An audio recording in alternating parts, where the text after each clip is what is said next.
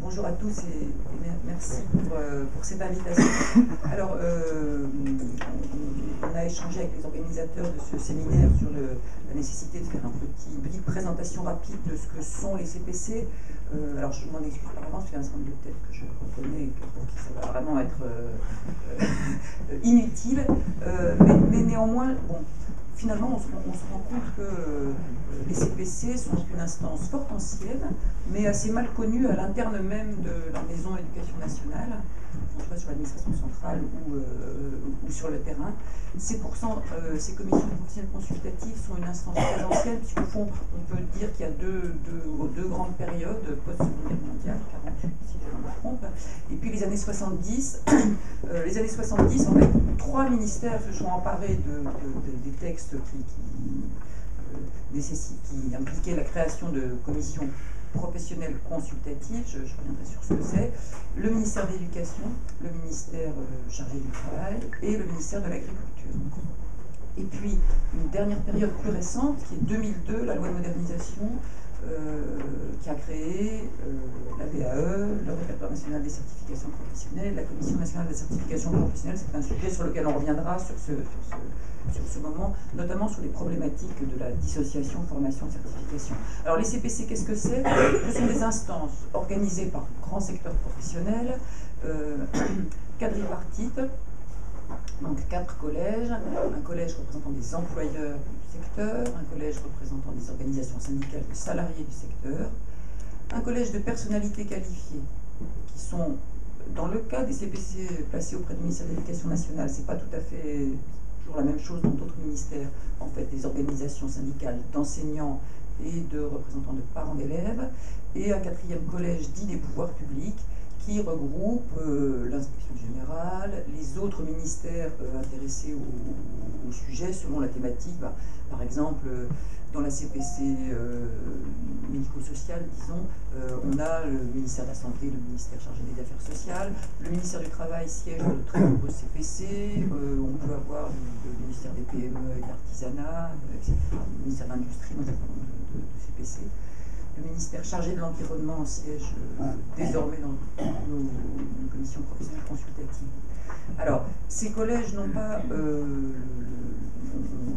il y a 2 collèges un peu particuliers dans les CPC, qui sont le collège des employeurs et le collège des salariés, qui président et vice-président en alternance les commissions professionnelles consultatives. Celles-ci sont créées par décret, pour une durée de 5 ans, et à mi-mandat, à peu près, il y a un échange de la présidente ou la présidence et la vice-présidence. Alors ces commissions professionnelles, elles peuvent réunir jusqu'à 40 personnes, puisque les textes, dans notre cas, prévoient qu'il y a 10 sièges par collège. Elles se réunissent en moyenne, on va dire, 1 à 2 fois par an en formation plurielle.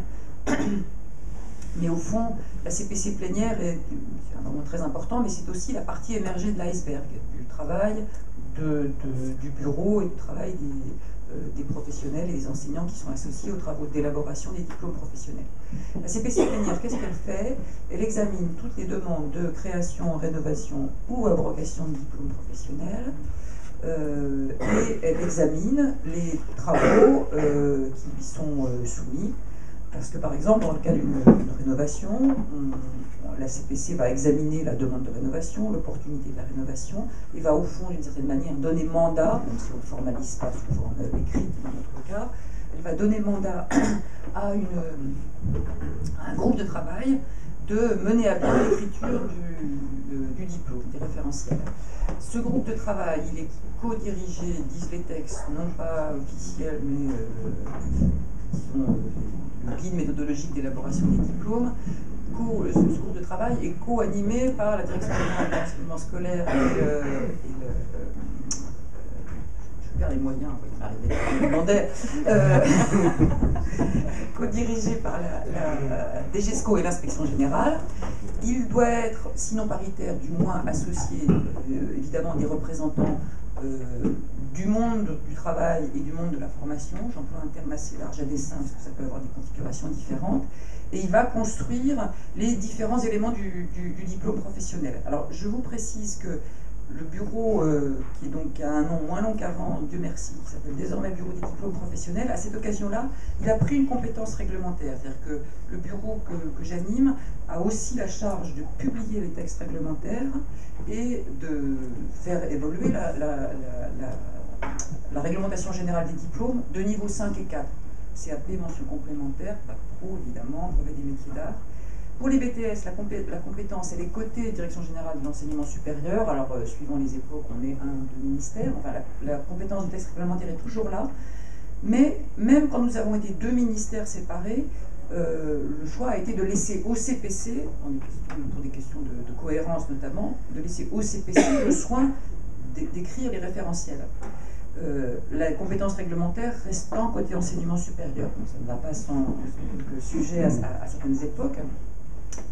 Parce que ce qu'il ne faut pas oublier, c'est que les diplômes professionnels, référentiels, sont des annexes de textes réglementaires.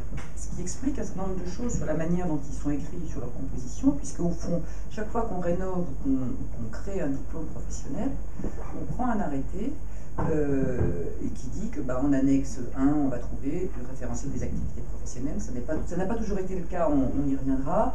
Le référentiel de certification qui comprend la description des compétences et des savoirs qui leur sont associés, qui permettent d'exercer les activités décrites dans la cible professionnelle, le référentiel des activités professionnelles, et puis le règlement d'examen pour aller vite. Donc ce sont les textes réglementaires, ce qui veut dire que ça veut dire qu'ils sont opposables. Et c'est vrai que c'est une des difficultés de l'exercice dans l'écriture du diplôme, c'est-à-dire que le référentiel des diplômes n'est pas censé parler de formation. J'aime bien dire qu'on a un public essentiellement composé d'enseignants, et j'aime bien dire souvent que dans mon bureau, on ne s'occupe pas de formation. C'est toujours bien à l'Éducation nationale de le dire, mais c'est vrai, on s'occupe de certification. Il ne faut jamais oublier que l'Éducation nationale, en matière professionnelle, certifie beaucoup plus qu'elle ne forme. Et que les diplômes sont par définition accessibles par toutes les voies, les deux voies de la formation initiale, scolaire, apprentissage, et continue, la VAE.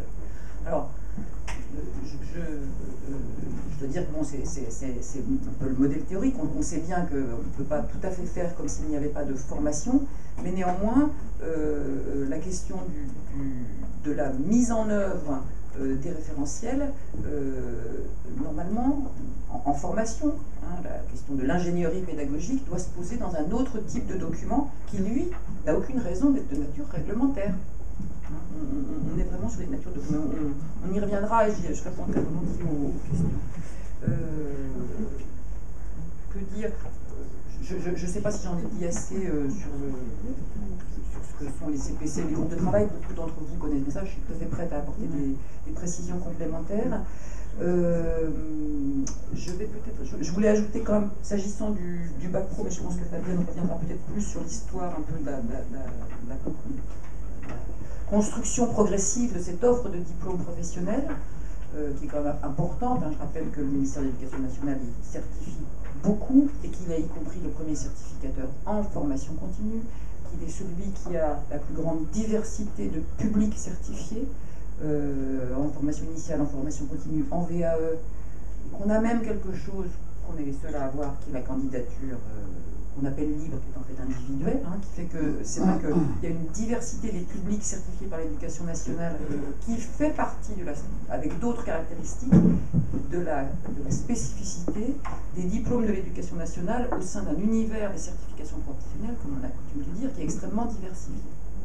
Donc je sais pas, pour faire un truc pas trop embêtant, j'ai envie de passer la parole à Fabienne et puis tu complètes. Alors, sur le papier, et on peut le penser en plus d'être sincère, les CPC c'est une instance de dialogue social, donc c'est pour ça que les pouvoirs publics ont promu des CPC partout en tant qu'instance paritaire, parce que c'est quand même bien de faire des diplômes avec du dialogue social. Concrètement, c'est un peu plus compliqué que ça, et ceux qui participent au groupe de travail CPC doivent s'en être rendu compte. En même temps, ce qui est clair, c'est que si les CPC fabriquent les spécialités, c'est-à-dire les coiffures, sanitaire et social, secrétariat, etc., les diplômes CAP, BEP, Bac Pro, BTS, c'est quand même le ministère qui les crée, qui les invente, qui les réinvente éventuellement, comme le Bac Pro en 3 ans, qui les remodèle. L'histoire des diplômes est extrêmement complexe. Moi, je travaille beaucoup sur la politique éducative et on voit bien que le ministère les reconfigure régulièrement en fonction de ses objectifs éducatifs, des objectifs de sa politique. Quand il veut que 80% d'une classe d'âge atteigne le niveau du bac, il crée un bac pro. Il aurait pu créer autre chose. C'est pas par hasard qu'il y a un baccalauréat professionnel qui arrive à cette période. Et c'est pas par hasard que le bac pro en 3 ans arrive, c'est parce qu'on n'atteint pas l'objectif des 80%. Et vous avez remarqué que on l'a atteint, ça y est, c'est fait. Et c'est grâce au bac pro quand même, on l'a atteint. Donc on voit bien que les diplômes professionnels, donc normalement liés à l'emploi, sont aussi des instruments de la politique éducative. Alors il faut dire qu'ils scolarisent beaucoup, ce qu'on oublie, on oublie généralement, et c'est vrai des chercheurs qui travaillent sur l'éducation, ils ne s'occupent que de la voie générale ou de l'école primaire, mais la voie professionnelle c'est une grande absente quand même des travaux de recherche. Alors les CPC, elles s'occupent des spécialités. Alors bien sûr, les représentants des CPC râlent souvent sur la politique éducative en disant nous, le déclin du CAP, on ne voulait pas, le BEP, on ne voulait pas, la fin du BEP, on ne voulait pas, le bac en 3 ans, on ne voulait pas forcément non plus, on voulait bien, mais pas complètement. Donc à chaque fois, il y a des... Quand on dit dialogue social, on dit souvent les diplômes sont le résultat de compromis. Éric Verdier, les gens du CEREC, beaucoup écrit ça, sont des compromis, mais des compromis parfois plus violents que ça quand même. Le dialogue social, il peut être extrêmement vif, même si les comptes rendus du CPC n'en rendent pas toujours compte parce que lisent un peu ces disputes. Mais la dispute sur le bac pro en 3 ans, je peux vous dire que la restauration, dans le bois, était extrêmement en colère quand même. Donc, bon après, ils s'y font, ils n'ont pas le choix. Les CPC, elles sont consultatives. Autrement dit, c'est quand même le ministre qui décide. Donc après, elles ont un pouvoir réel qu'il faut quand même manier. Et donc, sur les spécialités, elles jouent leur rôle, elles essaient d'infléchir la politique, alors ça va dépendre des organisations professionnelles, de leur puissance, de l'écoute dont elles disposent auprès du gouvernement, de tel ministre, parce qu'on voit aussi d'importantes variations quand même. Je ne sais pas s'il y a parmi vous des spécialistes des arts appliqués, mais on voit que les arts appliqués c'est très peu d'effectifs, beaucoup de diplômes et très peu d'effectifs, mais une écoute apparemment assez importante dans les instances supérieures du ministère de l'Éducation nationale, voire plus. Et d'ailleurs, voilà. Donc, c'est compliqué d'ailleurs pour un chercheur de comprendre certaines choses, honnêtement, parce qu'on a beau faire des enquêtes, des entretiens, etc., tout n'est pas dit. Mais ce que l'on observe clairement, c'est qu'il y a des rapports sociaux vifs, que les organisations professionnelles discutent entre elles de manière assez virulente, qu'il peut y avoir des accords fréquents en fait entre syndicats de salariés et syndicats patronaux. La division, elle n'est pas forcément entre les syndicats patronaux et les syndicats de salariés, elle peut être entre les syndicats patronaux, entre des petites fédérations patronales et des grandes organisations patronales, VMM par exemple, et les petites fédérations, ça peut être extrêmement violent. Je pense que sur le CAP, ils se sont battus comme des chiffonniers. Sur le bac pro en 3 ans, ils ne sont pas d'accord. Sur le B, ils sont d'accord sur rien, en fait. Mais après, il faut voir quelles alliances sont forgées, qui discute le mieux avec le ministère de l'Éducation nationale. Les rapports de force ne sont pas égaux, donc il y a des divisions qui ne sont pas forcément celles que l'on croirait a priori. Elles ne se situent pas forcément là où on le pense. Et je pense au bâtiment aussi, c'est classique. Vous vous doutez bien qu'entre l'artisanat et la FFB, entre les très grandes entreprises du bâtiment et l'artisanat, ils s'empaillent. Et ils sont d'accord sur rien non plus. C'est pas les mêmes, ils ne visent pas les mêmes diplômes, les mêmes spécialités. Ils ne sont pas d'accord sur les savoirs. Ils n'ont pas la même définition de ce que c'est que l'activité professionnelle. Les nouvelles technologies, le savoir-faire, mais pas du tout. Donc dans les RAP, ça va se traduire aussi. Alors, il y avait une question sur les RAP, et sur les référentiels. Alors, les référentiels, c'est un modèle, pas maintenant, qui est partout. Dans tous les diplômes professionnels, il y a des référentiels, quasiment. Pas encore, je dis quasiment, parce que dans l'enseignement supérieur, ils sont en train d'arriver. Ils passent par les écoles d'ingénieurs, ils passent par certains masters pro assez techniques, ils ne sont pas encore en sciences humaines et sociales, mais ils vont débarquer. Donc c'est un modèle qui s'est beaucoup diffusé, qui a été beaucoup critiqué, qui est aujourd'hui plus critiqué qu'il n'aurait pu l'être, parce que ça fait quand même longtemps que dans la voie professionnelle on en a. Mais comme la voie professionnelle n'intéresse personne, c'est vrai que les chercheurs n'avaient pas remarqué qu'ils étaient là. Donc, à part Lucie Tanguy, Françoise Ropé, qui ont fait un livre, hein, Savoir et compétences, et qui alors invalide totalement le modèle référentiel, très peu de chercheurs s'en sont préoccupés. Alors, les référentiels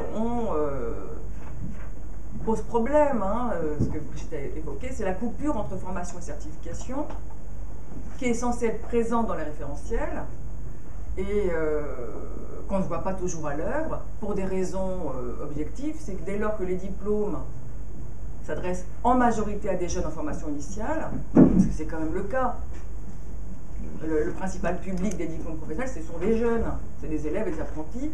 Et évidemment, les constructeurs des référentiels, et les référentiels de certification, ce sont surtout les profs et les inspecteurs qui les fabriquent, ils ne peuvent pas s'abstraire de penser aux jeunes.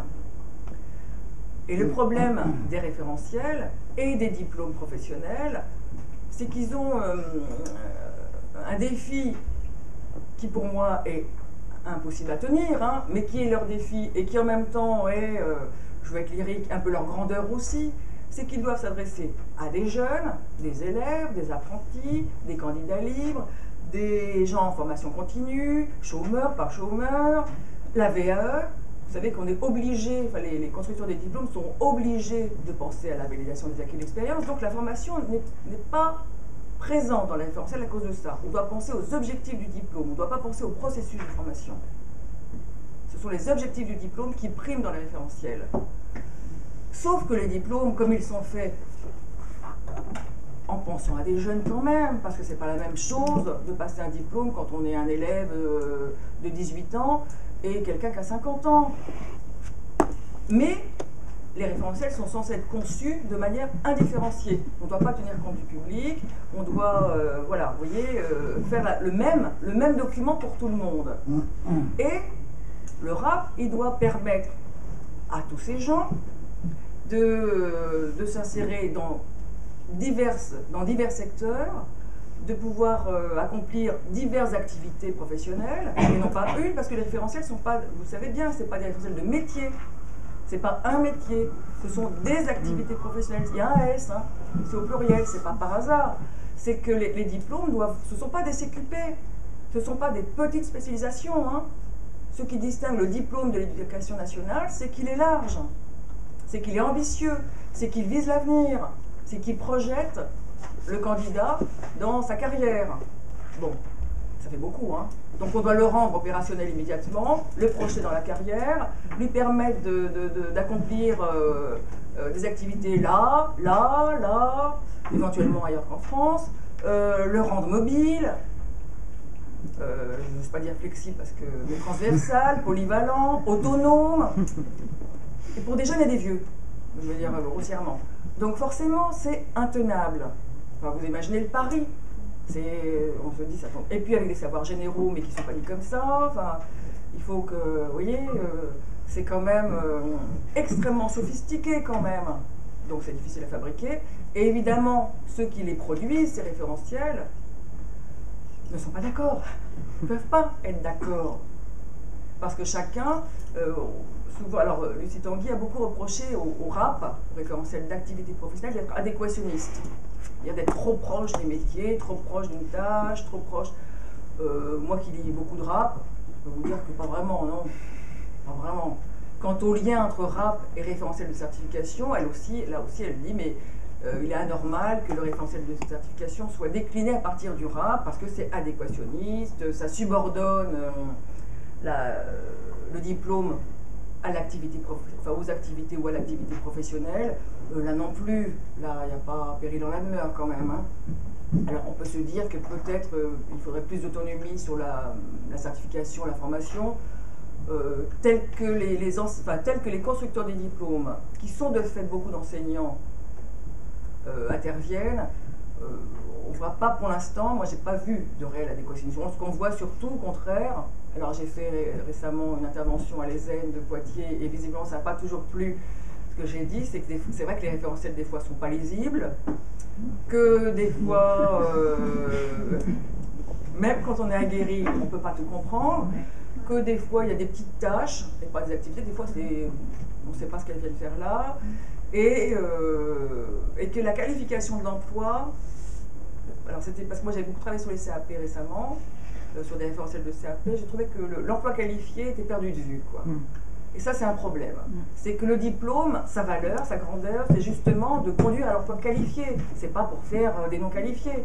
C'est pour ça que l'avenir des diplômes m'intéresse, et nous intéresse ici. Hein. C'est que s'il s'agit juste d'équiper des gens de petits bouts de certification qui mènent à rien, qui ne sont pas reconnus, c'est pas la peine d'avoir des instances paritaires dans un grand ministère. Hein. N'importe qui peut le faire, hein, et on peut confier au privé, alors si c'est ça qu'on veut, pourquoi pas, mais il faut l'assumer. Hein. Si c'est l'éducation nationale, forcément le diplôme est ambitieux. Il y a des savoirs généraux, il y a des savoirs professionnels, il y a une vision prospective, on équipe l'individu pour un temps qui ne se réduit pas à 5 ans quand même, et on lui permet d'être autonome, suffisamment polyvalent. Donc forcément le défi est immense, et ce qui fait l'intérêt du diplôme, et c'est pour ça qu'il est reconnu dans les conventions collectives, hein, c'est que normalement, alors on ne peut plus le dire comme ça, c'est qu'il sanctionne une formation, alors qui aussi vous l'avez dit, hein, méthodique et complète. Ce qui est encore vrai quand même dans les référentiels, on le voit quand même ça, même si la formation n'est plus citée explicitement, c'est quand même ambitieux pour l'instant. Sauf que dans les SAP, vous voyez, la relation de la qualification, elle est un peu estompée, et je m'inquiète sur les bacs pro, hein, c'est que si les diplômes ne visent plus des emplois qualifiés, je ne vois pas à quoi ils servent, honnêtement. Si c'est juste pour avoir un portefeuille de diplômes, de certification à monnayer sur le marché du travail, on n'a pas besoin de l'éducation nationale. Si c'est l'éducation nationale, il faut être ambitieux. Il faut se projeter, il faut défendre des valeurs. C'est pas idiot de défendre des valeurs, d'avoir une éthique et de se dire, dès lors que c'est l'éducation nationale, l'estampille vaut plus qu'un CQP. C'est l'État, ça garantit plus qu'un CQP, plus qu'un titre professionnel de l'emploi. J'ai rien contre le ministère de l'Emploi, mais il n'y a pas d'enseignements généraux dans les titres professionnels de l'emploi. Il me semble bien qu'il y ait des enseignements généraux. Alors on me dit, c'est de la formation. Oui, bah oui, mais c'est bien qu'il y ait des enseignements généraux dans les diplômes professionnels quand même. C'est bien qu'on émancipe les gens, qu'il y ait d'autres ambitions que seulement d'accomplir des tâches. Voilà, je ne vais pas prendre... Alors, plus de temps. J'ai déjà finalement une petite question qui émerge, puisque récemment, enfin très récemment même, à la FIP, il a été, la FIP, peut-être faudrait d'ailleurs dire en quoi elle consiste, en dire un mot, a été présentée par l'inspection générale une étude sur les blocs de compétences et l'apparition des blocs de compétences dans les diplômes. Et par rapport à ce que vous venez toutes les deux de nous dire, et notamment sur le fait que les diplômes sont définis, enfin la certification est définie de manière indépendante de la voie de formation. Moi, ce qui m'interpelle un peu, c'est que pour l'instant, il semblerait que ce découpage, entre guillemets, en blocs de compétences s'adresse essentiellement à la formation continue. Mais comme les diplômes sont définis pour tout le monde, en gros, hein, pour faire simple, comment est-ce qu'on peut faire en sorte que, d'un seul coup, alors qu'on a cette espèce de tradition maintenant de dissociation, formation, certification, comment est-ce qu'on peut ne pas faire en sorte que ça ait une interférence sur la formation initiale. Voilà, ça c'était un premier temps. Et puis dans un second temps,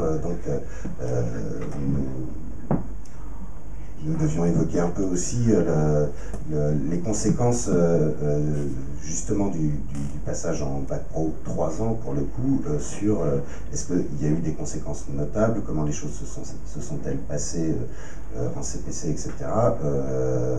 Par rapport justement, est-ce qu'il y a eu des évolutions sur les référentiels de certification, les RAP, etc.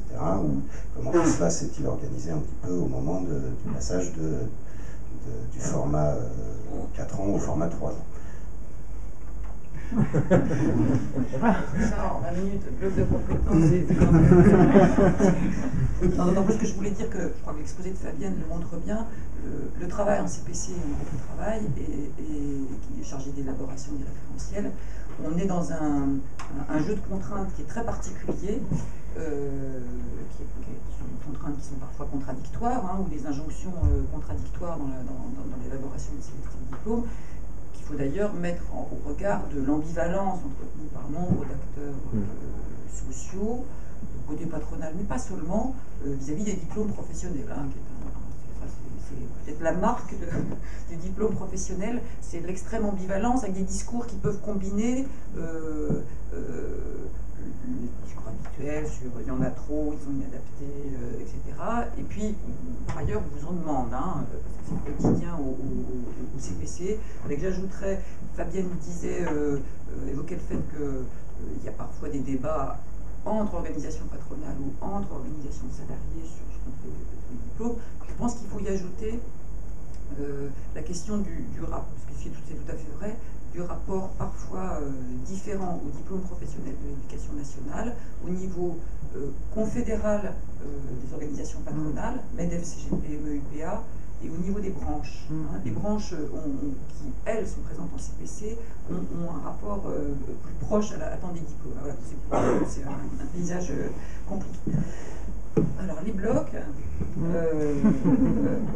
les blocs, vous avez sans doute vu qu'il y a eu en juillet 2014 une grande conférence sociale, la première à laquelle était associée l'éducation nationale, donc il est sorti différentes choses, je ne vais pas parler de toutes, mais à l'issue de cette grande conférence sociale, commande a été passée à l'inspection générale, IGAEN et IGEN de l'éducation nationale, de réfléchir à l'instauration, je ne sais plus quels étaient les termes exacts, je ne suis pas sûre que c'était le découpage, de blocs de compétences dans les diplômes professionnels, mais qui allait au-delà de la question posée par la loi de 2014, sur laquelle je vais revenir, puisqu'il évoquait ces blocs de compétences, y compris en formation initiale et en évoquant la recherche de transversalité, de transférabilité horizontale et verticale. Place de programme. Je vous rappelle, pour ceux qui n'en sont pas familiers, qu'il y a quand même dans le paysage de la formation professionnelle quelque chose qui est important, qui s'appelle la loi du 5 mars 2014 sur la formation professionnelle, qui donc, là on est sur la formation professionnelle continue, mais qui est très importante dans le mouvement de valorisation de la certification, sur lequel le livre évoqué par Franck Ferras de Fabienne est extrêmement éclairant, je le conseille aussi, est très facile à lire et il résume très bien la question. La loi du 5 mars, elle a créé, entre autres, le compte personnel de formation. Pour tous, voilà. C'est lui qui fabrique les diplômés. Cette loi du 5 mars, elle a créé le compte personnel de formation pour tout le monde, sauf pour l'instant les fonctionnaires. Et elle a donc instauré, elle a dit, qu'est-ce qui est éligible au financement au titre du compte personnel de formation. Et donc elle liste un certain nombre de choses, dont des, je ne sais même plus comment dire, des certifications inscrites à l'inventaire qui est à côté du répertoire national des certifications professionnelles. Bon, on fera des cours particuliers pour ceux qui ne savent pas ce que c'est que la CNCP, mais bon. Et elle a une phrase importante, elle dit, sont éligibles au compte personnel de formation les formations correspondant à des parties identifiées de certifications inscrites au répertoire national des certifications professionnelles permettant l'acquisition d'un bloc de compétences. Ouf! Donc, voilà, est arrivé dans la loi la notion de bloc de compétences comme étant finançable au titre du compte personnel de formation, qui peu ou prou a remplacé le droit individuel. Donc avec un principe d'heures chaque année, 24 ou 25 heures par an pour tous les salariés qui sont une espèce de crédit en termes d'heures de formation finançable qui peuvent être abondés par ailleurs par les partenaires sociaux ou les conseils régionaux, etc. Les diplômes de l'éducation nationale sont bien entendu inscrits au répertoire national des certifications professionnelles. Donc la question est, comment fait-on pour identifier les blocs de compétences qui seront éligibles au compte personnel de formation? Ça n'est pas sans importance par rapport à la question de maintenir la place des diplômes en formation continue, permettre l'accès aux diplômes. Alors, la commande passée à l'inspection générale par le cabinet de l'éducation nationale d'alors était donc plus large, puisqu'elle évoquait y compris le découpage, entre guillemets, en blocs de compétences, y compris, enfin, en formation initiale. Parallèlement à cette commande passée à l'inspection générale, dont je vous précise que le rapport n'a pas à ce jour été rendu au ministre, et donc c'est pas l'inspection générale qui en a parlé à la formation interprofessionnelle, la DGESCO a décidé de s'intéresser au sujet. Hein. Donc dans la sous-direction des lycées et de la formation tout au long de la vie, nous avons travaillé de manière collective tout au long de l'année dernière, et de manière assez pragmatique. On a pris 2 diplômes récemment rénovés, un CAP et un bac pro, et on a confié à des binômes qui mêlaient des gens du bureau des diplômes professionnels, donc des gens qui ne s'occupent pas de formation, des gens de la formation professionnelle initiale et des gens de la formation professionnelle continue, le soin d'essayer de voir qu'est-ce que ça pourrait vouloir dire d'organiser ces diplômes en blocs de compétences, y compris d'explorer par exemple la question de l'intégration des savoirs généraux dans les unités professionnelles. Donc on a y compris exploré ça, a priori. On a, à l'issue de ça, fait un certain nombre de propositions à la directrice générale d'enseignement scolaire et au cabinet de la ministre, qui a accepté que nous travaillions sur uniquement la question de la formation continue des adultes, ce qui est le périmètre de la loi du 5 mai 2014, selon la logique suivante. Alors les blocs de compétences, ils ne sont pas définis dans la loi. Hein. On évoque simplement les blocs de compétences, on ne dit pas ce que c'est. La question, c'est que derrière, au répertoire national des certifications professionnelles, il va falloir très vite que ces blocs de compétences, entre guillemets, chaque certificateur, public et privé, va dire bah, moi, je n'ai pas des blocs de compétences, donc inutile de dire que tout le monde dit j'ai des blocs de compétences, puisqu'il s'agit de faire financer en formation.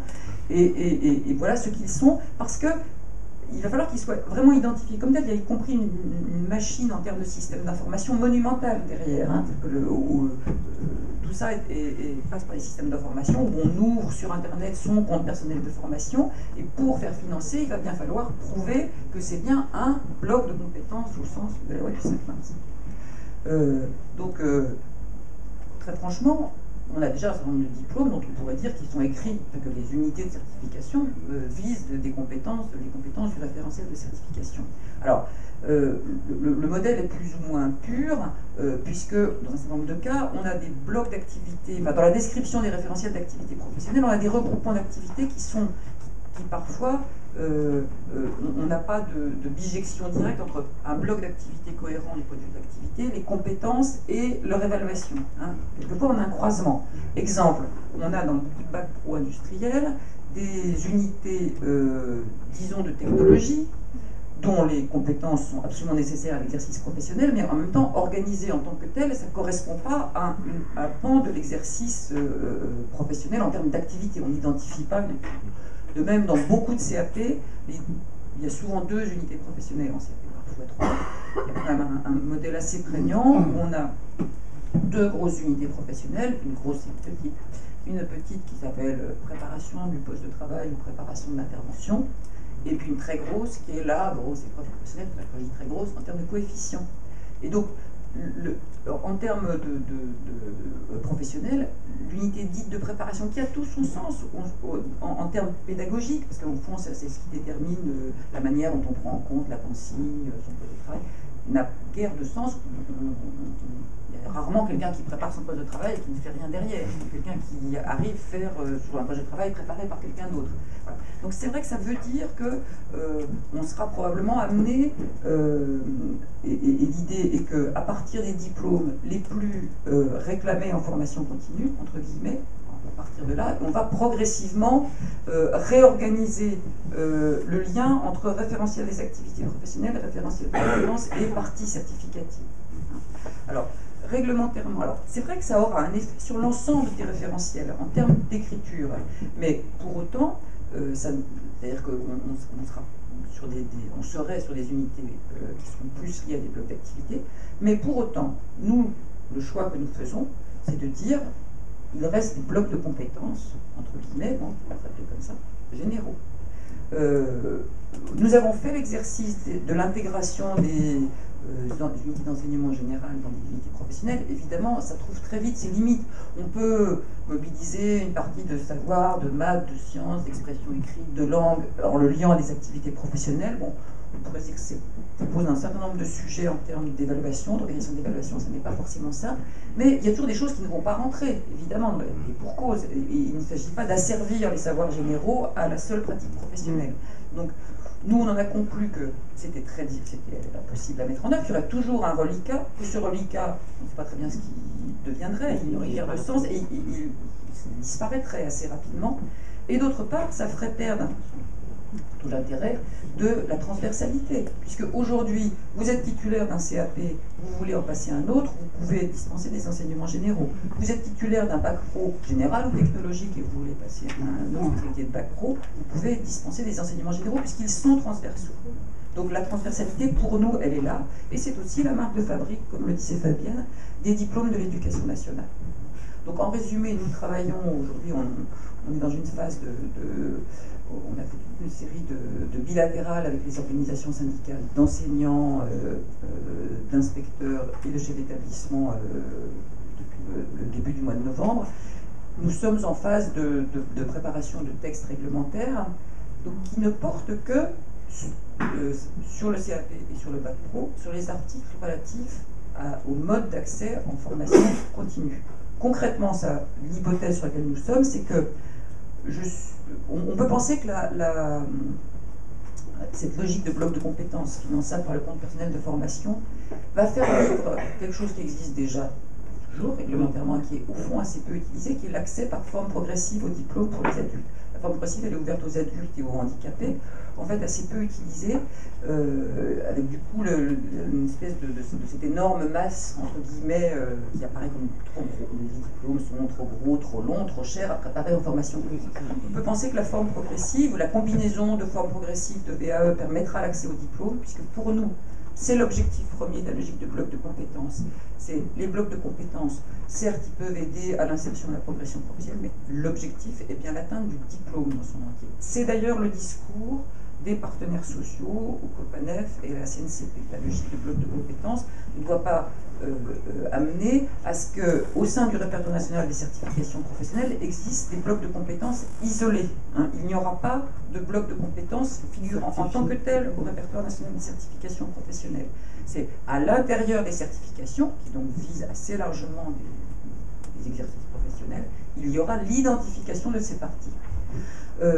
Voilà, donc on va dire que grosso modo un adulte formation continue qui présente par exemple en forme progressive un diplôme ou en forme globale par exemple, il a des notes supérieures à la moyenne à certaines des unités, des notes inférieures à la moyenne dans d'autres. Aujourd'hui il a une collante avec un relevé de notes, vous savez qu'il peut conserver les notes supérieures à la moyenne pendant 5 ans en vue d'obtention du diplôme. En forme progressive, il peut même conserver les notes inférieures à la moyenne. Quand il aura une note égale ou supérieure à la moyenne à une unité, il se verra délivrer, parce que c'est une nécessité pour le compte personnel de formation, une attestation rectorale disant qu'il a obtenu le bloc de compétences correspondant à l'unité X.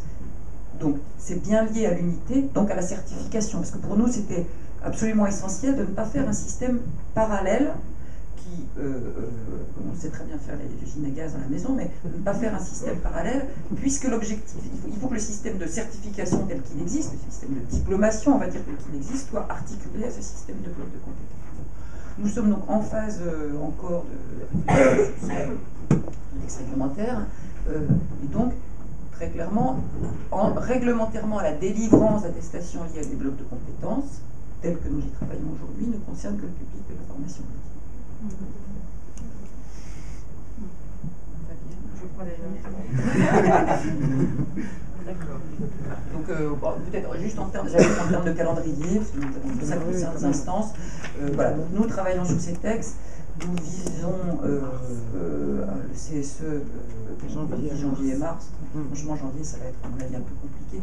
Le Conseil supérieur de l'éducation, je pense que ce sera plutôt mars, puisqu'il n'y a pas de Conseil supérieur d'éducation en février. Alors, je suis très heureuse d'avoir pu entendre Brigitte sur ce sujet, parce que qui était aussi. Alors on voit bien comment les blocs de compétences sont l'accomplissement de cette politique de découpage entre formation et certification, et portée par une question qui est devenue importante et qui est devenue aussi un problème social majeur, disent les pouvoirs publics, c'est l'absence de diplôme, le fait qu'il y ait des décrocheurs, donc des jeunes sans diplôme, et aussi plein d'actifs. Parce que le problème des sans diplôme aujourd'hui ne concerne pas que les jeunes, hein, c'est que dès lors que les pouvoirs publics ont décidé que le diplôme était indispensable, parce que c'est pas le marché du travail qui l'a d'abord décidé, je rappelle quand même, mais il a suivi hein, le mouvement. Il y a plein d'actifs aujourd'hui qui sont sortis à 14 ans, qui sont sortis à 16 ans, qui sont sortis à 18 ans sans diplôme, parce que pendant très longtemps, il n'était pas indispensable d'avoir un diplôme pour travailler. Hein. Je le rappelle quand même. C'est très récent, l'obligation de détenir un diplôme pour accéder au marché du travail. Pardon. Donc aujourd'hui, les pouvoirs publics estiment qu'un actif, un jeune qui sort du système éducatif et un actif qui n'a pas de diplôme, c'est un inemployable. Ce qui est fort quand même. Hein. Et l'Union européenne s'y est mise aussi et estime qu'il y a 70 millions de non-certifiés en Europe. Alors ils disent non qualifiés, du coup on ne sait pas si c'est l'emploi qui est non qualifié, si c'est l'absence, on ne sait pas, c'est un peu flou. Hein. Mais en tout cas, il y a un grand problème social, national et européen, c'est les sans diplôme, jeunes et vieux. Imaginez, à 60 ans, j'ai pas de diplôme, et alors, si j'ai du boulot, mais si vous êtes au chômage, il faut absolument que vous ayez une certification, une attestation de bloc de compétences, quelque chose qui va vous rendre employable. Concrètement, l'histoire et les enquêtes d'insertion et les enquêtes statistiques de l'INSEE montrent qu'avec une petite attestation, vous ne faites pas grand-chose, hein, et qu'avec une petite certification, vous ne faites pas grand-chose non plus, même si vous les agrégez. Mais bon, c'est la politique actuelle, hein, donc voilà, il faut... Moi je l'étudie, hein, je l'observe, je la suis et je m'interroge. Et donc c'est pour ça que j'ai quelques réponses là, j'en suis heureuse. Mais ça pose de vraies grosses questions. Hein, c'est que jusqu'à quel point on va découper les diplômes, les titres et les autres certifications. Est-ce que de faire de chaque individu... vous voyez, un petit porteur de petites certifications. Alors là, comme j'ai dit, ce ne sont pas des petites certifications autonomes, parce que c'était ça qui était proposé quand même. Hein. C'est que les diplômes, on les découpe en petites certifications autonomes, et chacun fabrique, vous voyez, son propre... alors, ce serait plus un diplôme qu'autre chose, mais j'agrège des tas de petites certifications, et je suis super vendable, j'ose dire, sur le marché du travail. L'employeur, il s'en moque. Hein. Vraiment, c'est pas ça qu'il regarde. Ce qui vaut aujourd'hui, c'est le diplôme complet, pour ceux qui le représentent, pour son histoire, parce qu'il est estampillé EduCNAT ou un autre ministère, c'est parce qu'il y a des savoirs généraux, c'est tout un ensemble. Si on commence à découper, ça ne va plus valoir grand-chose. Et alors moi, ce qui m'a beaucoup étonné dans ce processus politique, c'est que ça rappelle beaucoup la NVQs anglaise. L'Angleterre a fait ça en disant il faut équiper chacun, on est anti-diplôme professionnel, et alors ils en ont fait. On fait des petites certifications, par exemple tenue de caisse.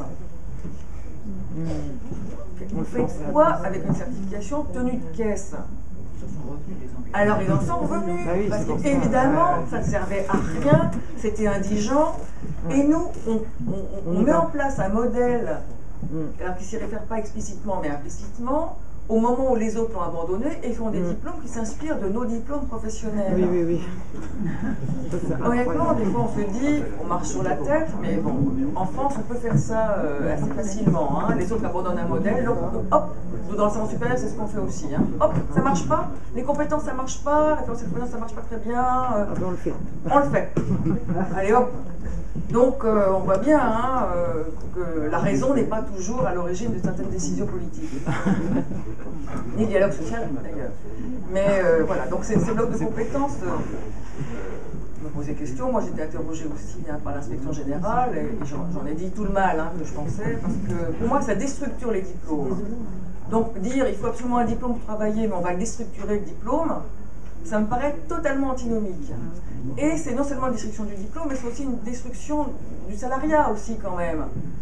Si on n'est que des petites unités avec des petites unités certificatives, on fait comment? On vaut quoi? Vous voyez, sur le marché du travail, comment ça se passe? Déjà avec un diplôme, on sait bien qu'avec un diplôme, c'est pas gagné, que la valorisation du diplôme n'est pas garantie. On sait bien que le pouvoir de l'employeur est discrétionnaire, puisque c'est juridiquement garanti. Donc, les diplômes sont dans les conventions collectives, mais vous savez bien que les employeurs peuvent en faire ce qu'ils veulent quand même.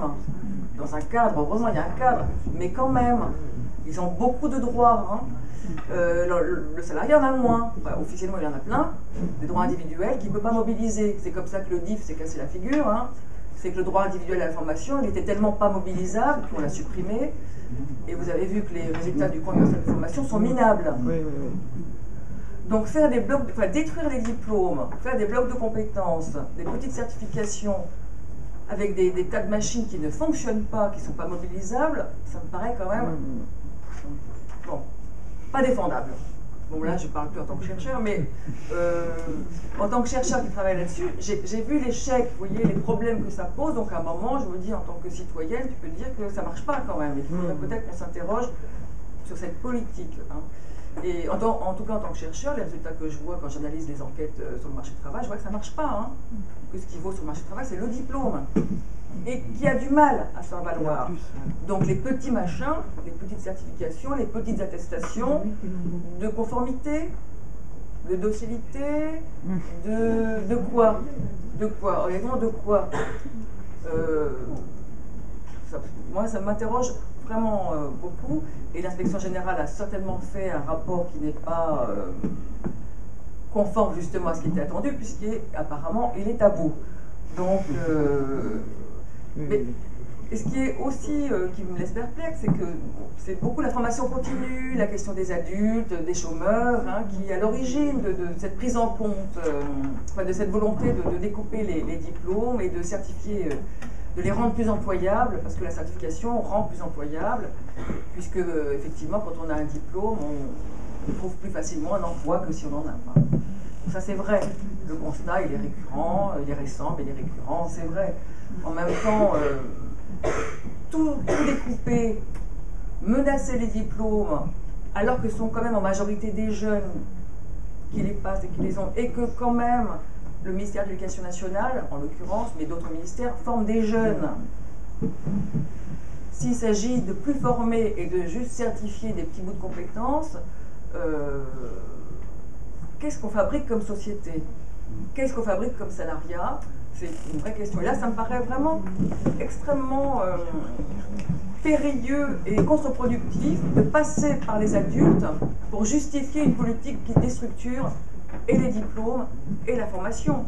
Parce que, bon, Brigitte nous apprend que les savoirs sont défendus, et je m'en réjouis, mais à un moment, moi, nous on l'entend à l'université, hein, à quoi ça sert les savoirs? Est-ce que l'enseignement général c'est vraiment utile? Nous on veut que des trucs utiles, on veut des outils, les étudiants ils nous disent on veut des outils. Ben, déjà penser c'est un outil, hein. La parole c'est un bon outil, l'écriture, mais on passe pour des campins. Mais ils se disent elle est jamais sortie de son bureau. À l'université on n'en a pas, alors je peux même pas... en santé, je ne peux pas y entrer en général, mais bon, ils se disent qu'on est vraiment des universitaires, vous voyez, dans un monde à part. Non, mais les outils, c'est autre chose. Donc, défendre des savoirs, défendre la polyvalence aussi, défendre des activités riches et pas des petites tâches. Une certification pour une tâche, ça n'a pas de sens. Mais, au nom de la protection des actifs, au nom de la protection des chômeurs, c'est ça qui est beaucoup vanté. Et si vous défendez les diplômes, moi ça m'est arrivé hein, de m'entendre dire par des collègues que j'étais élitiste, que j'étais contre la démocratie du diplôme, que j'étais traditionnaliste, j'étais pour la sélection. Pas mieux quelque chose. Voilà, il vaut mieux quelque chose plutôt que rien, absolument. Il vaut mieux qu'ils aient un petit machin plutôt, parce que le diplôme c'est trop dur. Voilà. Mais avec un petit machin, ils n'auront rien du tout. Hein. Rien du tout. Et ils seront au gré de ce qu'en feront les employeurs, c'est-à-dire pas grand-chose. Hein. Voilà. Et quand même, sur le bac pro en 3 ans, le paradoxe, c'est que pour moi, c'est une politique scolaire. Hein. Et là, c'est une rupture dans le ton hein, de la politique gouvernementale, c'est qu'on parle de certification, de rupture entre formation et certification, et là, on a une politique qui m'apparaît gestionnaire, hein, c'est clair, mais aussi très scolaire. Quoi.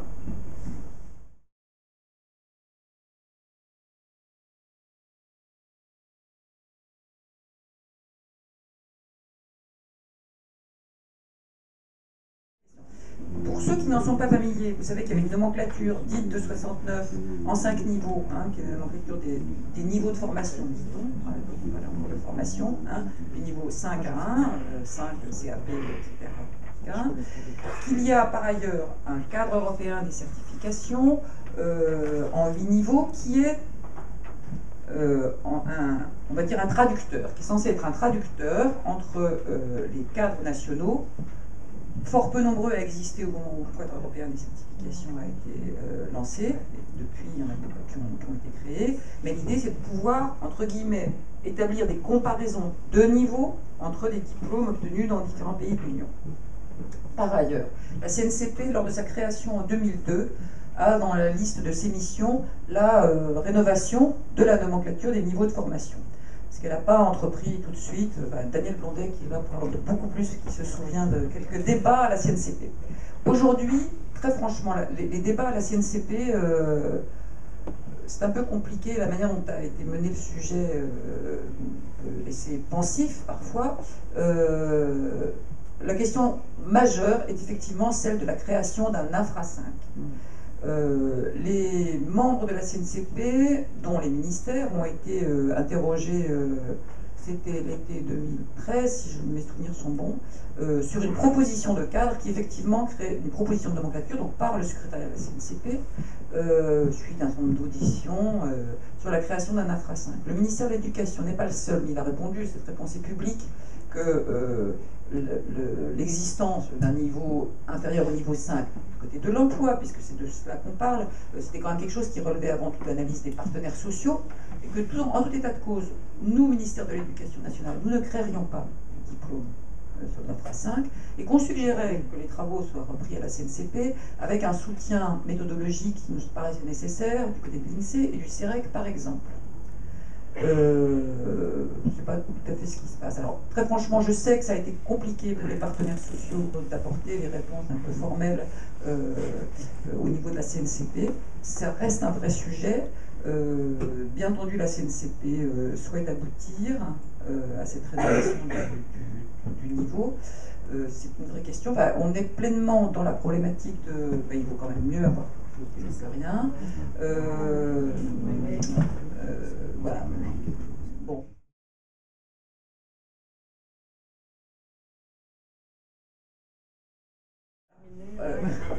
En fait, le rapport Lhermignot et les personnes qui ont travaillé avec lui ont un peu contourné la commande qui leur avait été passée, hein, vous savez. C'est-à-dire qu'en fait, ils n'ont pas travaillé là-dessus, je crois, parce qu'ils ont rapidement vu que la question de la création du BPS soulevait un manque d'enthousiasme absolument total, y compris des entreprises, du patronat, etc. Enfin, ce qui n'est pas surprenant. Donc,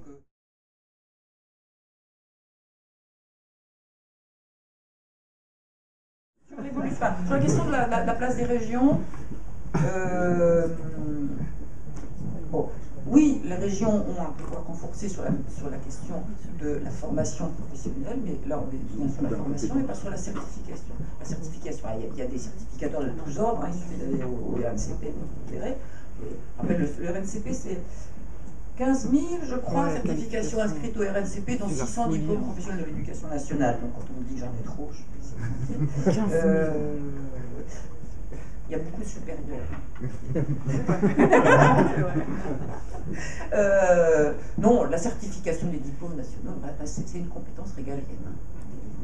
Le recteur le fait au nom du ministre.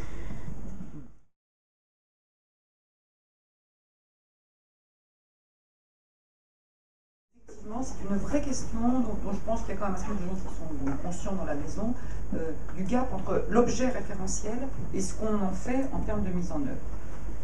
Je ne suis pas très sûre, c'est encore un euphémisme, que les enseignants soient formés à ça. Or, c'est l'outil, le référentiel n'est pas un référentiel de formation. Donc, les questions qu'on a pu se poser, qu'on s'est posées à l'interne dans les réflexions qu'on a, est-ce qu'il faudrait, après tout, écrire un référentiel de formation? Parce qu'après tout, à ne pas l'écrire, d'abord, il y a des bribes de formation qui surnagent malgré la chasse que je leur fais dans les référentiels, voire plus. C'est-à-dire que, je réponds un tout petit peu sur la question de GA, c'est un vaste sujet, mais qu'au fond, un des sujets, c'est notamment qu'on utilise quelque chose pour autre chose que son objet, et en l'occurrence, on utilise des éléments, c'est les voies passives, etc., à la fois pour de la formation et de la certification, voilà, ce qui entretient beaucoup de confusion. Donc, je sais pas, après tout, moi, la question qu'on s'est posée entre nous, voilà, c'est est-ce qu'après tout, revenir à un, entre guillemets, référentiel de formation, qui en termes de référentiel, ça ne clarifierait pas l'exercice. Bon, je ne suis pas sûre que ça soit ça, mais en tout cas, je suis convaincue que c'est très compliqué de passer de l'objet référentiel à la mise en œuvre d'une stratégie pédagogique pour des élèves, des apprentis, des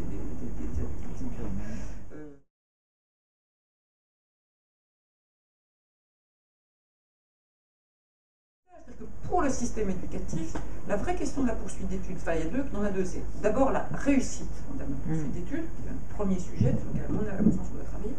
Et il y a une catégorie dont il faudrait quand même qu'on parle un peu, qui est le bac techno. Parce que le bac techno, je cherche une expression plus distinguée, enfin c'est la tranche de jambon entre le pain. J'étais hier dans un dialogue de gestion dans une académie que je nommerai pas, un dialogue de gestion entre l'administration centrale et les académies. Donc la question de la poursuite d'études, du moins 3+3, etc. Et on voit quoi? C'est-à-dire que quand on regarde les chiffres, et l'académie le dit bien, c'est-à-dire que l'académie dit 70% des élèves de DUT sont issus de la voie générale. On voit monter en puissance les bacheliers professionnels dans les BTS, et la part qui reste à la voie, d'une part en termes de poursuite, je ne parle même pas de la question de à quoi sert la voie techno avec une voie professionnelle revisitée, etc. C'est-à-dire que même très concrètement, en termes de poursuite d'études, je pense qu'on a un sujet, enfin tout le monde en est conscient d'ailleurs, hein, mais c'est un peu difficile de faire vivre une poursuite d'études avec des chances de réussite pour les bacheliers technologiques aujourd'hui, ce qui est lié à l'ambiguïté des statuts des trois voies. Hein. Je pense que c'est une vraie question. Avec, en plus, des voies, une voie technologique que ces concepteurs, dans leur rénovation, ont tenu à rendre étanche à la voie professionnelle, comme on le sait. Hein. Il y a aussi eu des effets sur la voie professionnelle, mais du coup, je pense qu'il y a eu des effets induits qui n'avaient pas été anticipés par les rénovateurs de la voie technologique.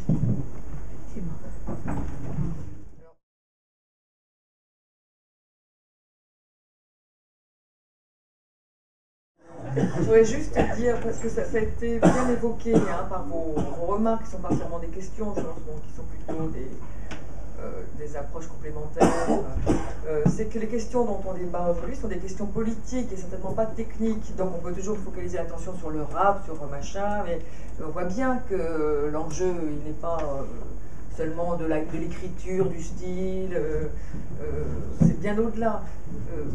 La question de la phrase 5, c'est une question éminemment politique, c'est la question effectivement du salariat, de ce qu'on attend, des modes aussi de discrimination sur le marché du travail, parce que plus on créera de petites certifications, plus les employeurs auront les moyens de trier, de sélectionner et d'en demander plus, parce que c'est ce qui se passe aujourd'hui. Les enquêtes du CEREC, elles sont très nettes, c'est qu'ils en demandent de plus en plus pour le même boulot, pour le même salaire. Hein. Sur les salaires à l'embauche, c'est très clair quand même, la diminution, le niveau monte, et pas les salaires. Hein. Donc, il faut se poser des questions politiques. Sur la poursuite d'études des bacs pro, moi ça me pose la question de ce qu'est un diplôme professionnel. Alors vous savez, hein, je le dis souvent, tous les diplômes aujourd'hui sont professionnels, mais c'est quoi un diplôme professionnel? Moi je ne sais plus très bien, puisque s'ils sont tous poursuites d'études, si... bon... C'est quoi après, poser la question des RAP de l'activité, si c'est poursuite d'études, je ne sais plus ce que ça veut dire de se poser la question des activités professionnelles. Hein. À un moment, je trouve que l'équilibre n'est pas satisfaisant et que le risque pour le bac pro, c'est sûr qu'il va participer aux 50% du classe d'âge à les licences, pas au master. Et que la licence va devenir le bac de demain. Ce que c'était le bac hier, ce sera l'équivalent du bac après-demain. Est-ce que sur l'emploi, ça change quelque chose? La question quand même de l'emploi, il faut qu'on se la pose. Et moi, j'aimerais bien qu'on arrête de faire comme si, ou de laisser penser que la question de l'emploi, c'est d'abord une question d'éducation et de formation, parce que la responsabilité est portée sur les diplômes, sur l'éducation nationale. Or, c'est pas vrai. Ça n'est pas vrai.